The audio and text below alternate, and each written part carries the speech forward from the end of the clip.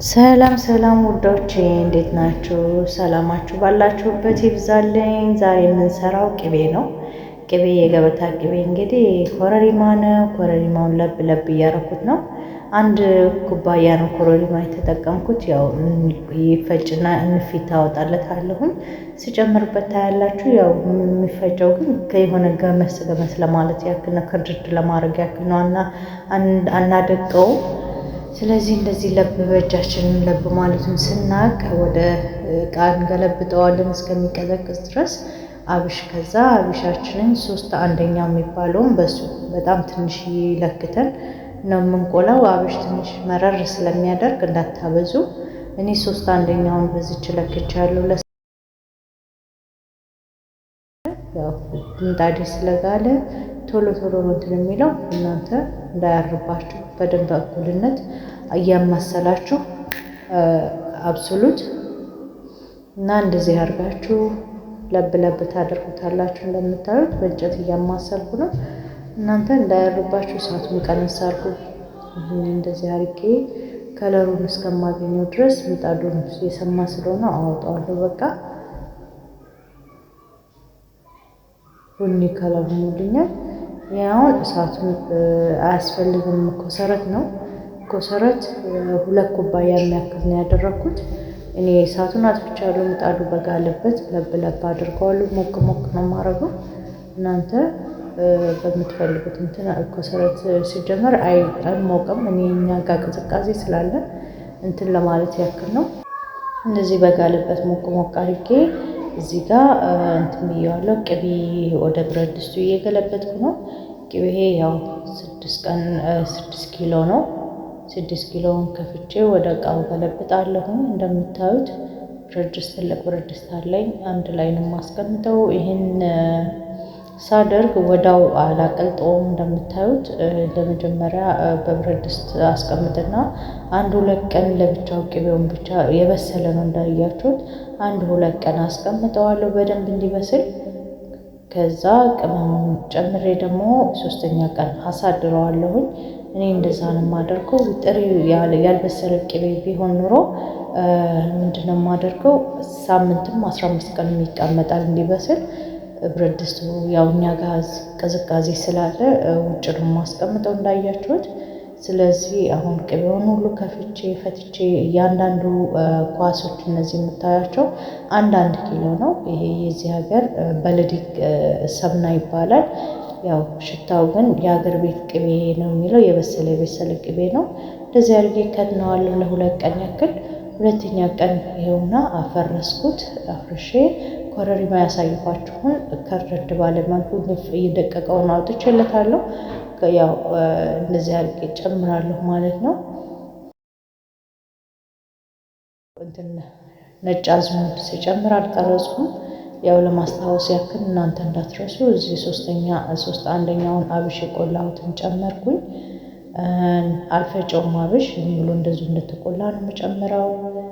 ኮሰረት ደግሞ ይኸውና 2 ኩባያ 2 ካፕ ማለት ነው። ኮሰረት በዛ ስለሚል ኮሰረቱን አብዝቼዋለሁ። እናንተ ያው በምትፈልጉት መጠን የምትጨምሩት። ኮሰረቱን ገለበጥኩ። እዚህ እርድ አለኝ፣ ጨው አለኝ፣ ሀብሃን አለኝ፣ ቁርንፉድ አለኝ እና ያው እንደነገርኳችሁ ነጭ አዝሙድ ጨምሬያለሁ። አጋጣሚ እርድ አላደረገም። ስጨምረው ተረስቶ በኋላ ላይ ነው ጨመርኩት። ለማስታወስ ያክል ነግሬያቸዋለሁ። እናንተ እንዳትረሱ። እሳቱን ቀዝቀዝ አድርጌ እጥድበታለሁ። ይሄ ዘቃቅቤ ነው። እኛ ጋር ሪሃን ይባላል፣ ወይም ደግሞ ውጭ ባላችሁ ደግሞ ባዝል ይባላል። ባዝል እንጨምራለን ማለት ነው። እሳታችንን በጣም ማቀዝቅዘን በእንደዚህ እየቀለጠ ይሄዳል። ለብዙ ሰዓት ይቆያል። ያው እንዲበስልላችሁ እናንተ እሳት ቀዝቀዝ አድርጉ፣ ተቃጥሎ እንዳይሸትባችሁ። ከቅመሙ ጋር ቀስ እያለ ይብሰል። እንደዚህ እያደረግ እናዋህደዋለን ማለት ነው። ቅቤውን እና ቅመሙን እንደዚህ እያደረግኩ አበስለዋለሁ። እንግዲህ ረዥም ሰዓት ይቆያል። ሰዓት እያቆራረጥኩ ነው ከርድ ማድረግላችሁ። እናንተ እንደዚህ እያደረጋችሁ ይኸውላችሁ ከለሩ እየተቀየረ መጣ። እየበሰለ ነው። ይሄ እንደምታዩት እያማረ ነው ያለው። እየቀለጠ ሲሄድ ደግሞ የበለጠ እንትን ይላል ማለት ነው። አሩ ወደ ታች ነው የሚቀመጠው። ያው ወደ ቅልጠቱ እስከሚሄድ ድረስ አዋህደዋለሁ። እኔ ቅመሙና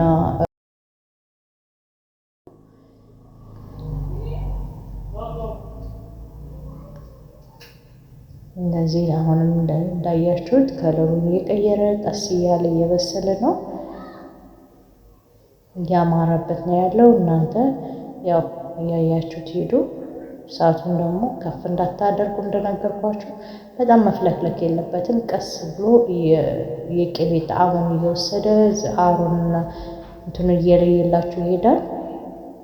እያችሁት ከለሩን እየቀየረ ነው። አሮ ወደ ላይ አኮረፋት የሚመጣ አለ። የምትፈልጉት ያክል እንትን ካላችሁ በኋላ አንሱት። በእንትን ነገር እያነሳችሁት እያለን ከዚህ በኋላ እንደ 10 ደቂቃ ብቀመጥበት ነው።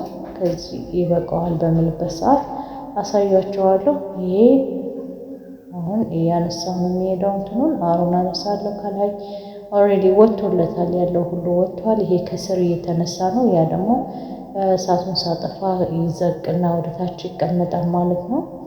ስለዚህ ውዶቼ ሰብስክራይብ፣ ላይክ፣ ሼር፣ ኮመንት ማድረጋችሁን አትርሹ። ኮመንት ላይ በርሺ፣ አይዞሽ፣ ይሄን ነገር ስሪልን አብረን እንድንሰራ የምትፈልጉት ነገር ካለ አስተያየታችሁን፣ ኮመንታችሁን አትርሱኝ። በርሺ በሉኝ። ያው ሰብስክራይብ ማድረጋችሁን አትርሱ። ለምታበረታቱኝና ሰብስክራይብ ላደረጋችሁ ለምትከታተሉኝ ደግሞ በጣም ነው የማመሰግነው። ያው መልእክታችሁን እያየሁ ነው። እንደዚህ እያደረግን እናነሳለን ማለት ነው። የቀረውን አር ከስር ይቀመጣል። ያው ክርፋቱን እና ዝቄቱ ተለይቶ ይወጣለታል ማለት ነው። እኔ ለተወሰነ እንደዚህ ከላይ ያለውን እንደዚህ አድርገን እሳቱን እናጠፋውና እሳቱን ካጠፋን በኋላ ይቀዝቅዝ ለተወሰነ ጊዜ አጥለን ወደ እቃው እንገለብጣለን ማለት ነው። እቃው ላይ ስንገለብጥ እንደነገርኳችሁ በወንፊት ጨርቅ ነው የምታጠሉት፣ በማጥለሊያ ሳይሆን ቆንጆ የሆነ ቅቤ ይወጣላችኋል። ዝቄት አይኖረውም። ስለዚህ ይሄን ይመስላል ቅቤያችን። መልካም ጊዜ ለእናንተ ይሆንላችሁ ውዶቼ። ሰላም ሁኑልኝ።